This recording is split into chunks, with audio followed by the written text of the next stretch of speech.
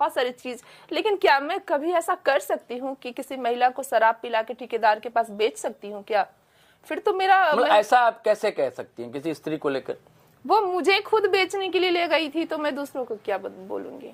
ठेकेदार को बुला के, उसका मैसेज है मेरे पास, मेरे से पैसा ली है 10,000, वो भी अब तक। ये बहुत बड़ी बात कह रही हैं सुषमा जी आप। एकदम मेरे पास सबूत है, साक्ष्य है। तो इसलिए मैं उससे नफरत करती हूँ कि अगर आप किसी महिला के लिए खड़ा नहीं हो सकते। आप तो कह रहे हैं कि सेक्स रैकेट चला रही हैं, इसका मतलब तो यही है। हाँ बिल्कुल, यही सच है।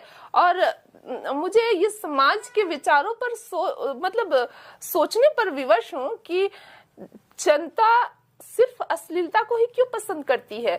अगर वो इतने बुरे बुरे काम करके आज चिल्ला रही है सड़कों पर, आज युवा पीढ़ी को लड़ाने का काम कर रही है, झारखंड को जलाने का काम कर रही है, तो सब आप उनके पीछे खड़े हैं। कहते हैं ना कि मूर्खों का तो झुंड होता है, सत्य तो अकेला ही होता है। तो आपको कभी मेरा दुख दर्द क्यों नहीं दिखा? और आप मेरे जैसी महिला को जब आप बेचने के लिए फ्रंट में ला सकती, तो दूसरी महिलाओं के साथ आपने क्या किया होगा? नहीं, आप भतीजी आई थी मुझसे मिलने और वो बहुत भड़क के रो रही थी कि दीदी मैं केस भी नहीं कर पा रही हूँ, क्योंकि वो इतना शराब पिला दी थी, इतना पिला दी थी कि मतलब मुझे होश ही नहीं था। आज मुझे दुख इसी बात का है कि निशा भगत, जिसको मैं एकदम करीब से देखी हूँ कि वो किस तरह से एक महिलाओं के साथ नहीं, कई एक महिलाओं के साथ वो अपने दोस्त बनाती थी और घर बुलाती थी और शराब पार्टी करती थी और ठेकेदारों को भी घर बुलाती थी। और जब लड़कियां नशे में धुत हो जाती थी तो उनको एक कमरे में सुला देती थी और ठेकेदार से पैसा ले लेती थी। और मैं उनको कई बार बोली भी कि इस तरह का आप कर रही हैं, किसी दिन आप फंस जाएंगी और इसलिए मुझे आपसे दोस्ती नहीं रखना है। तो बोली तुम नहीं जानती हो पैसा कहाँ से आएगा यार, समझो बात को। बोले कि आप हमको भी तो बुला के आप ठेकेदार के हवाले कर रही थी। तो फिर इसलिए वो कभी भी मेरी बातों का सही सटीक जवाब आप देखे भी होंगे मीडिया में नहीं देती है। ऐसा तो नहीं कि आप मेरे पास उसका सबूत है, मैसेज है, कॉल डिटेल, मतलब जो भी है वो बात की है कि आओ वो आदमी आ गया, तुम जल्दी आओ, मुझे तुमको किसी से मिलवाना है।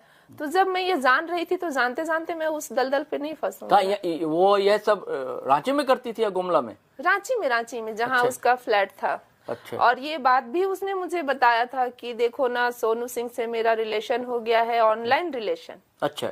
जो जेल में है और वो हमको पत्नी मानने लगा है और मेरे सामने ही उनके कॉल आते थे। अच्छा। जेल से। अच्छा। और उन पर गोलमुरी थाना में केस भी दर्ज हुआ है।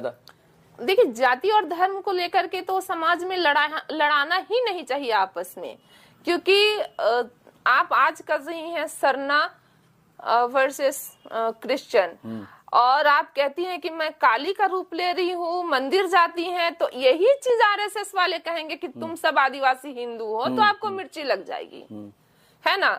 ज्योत्सना भी तो कह रही है ना कि मैं ज्योतिर्लिंग का दर्शन करती हूँ। कौन नहीं मंदिर जाता है? आप कोई आदिवासी को देख लीजिए, कौन पूजा पाठ नहीं करता अपने घर में। लेकिन जब आप अंदर में जो अंदर का आपका चेहरा है उसको समाज में उसको ही लाइए ना। ऐसा नहीं कि आपका जो पर्सनल कुछ और है और समाज में प्रोफेशनल आप कुछ और एजेंडा फैला रही है, नफरत फैला रही है, ये तो गलत बात है। ये तो कि एक को लड़ाना है आदिवासी वर्सेस ईसाई और एक को लड़ाना है आदिवासी वर्सेस हिंदू।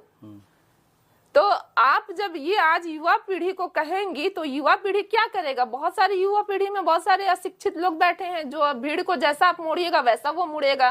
धर्मनिरपेक्ष देश है और इसीलिए हमारी मिट्टी को धरती माँ कहा जाता है, क्योंकि वो सभी धर्मों को अपने आंचल में समेट कर रखी है। वो सभी धर्मों से उतना ही प्रेम करती है, अपने बच्चे की तरफ प्रेम करती है। इसलिए धरती माँ को हमारे जो हिंदुस्तान में जो मिट्टी है उसको धरती माँ कहा जाता है।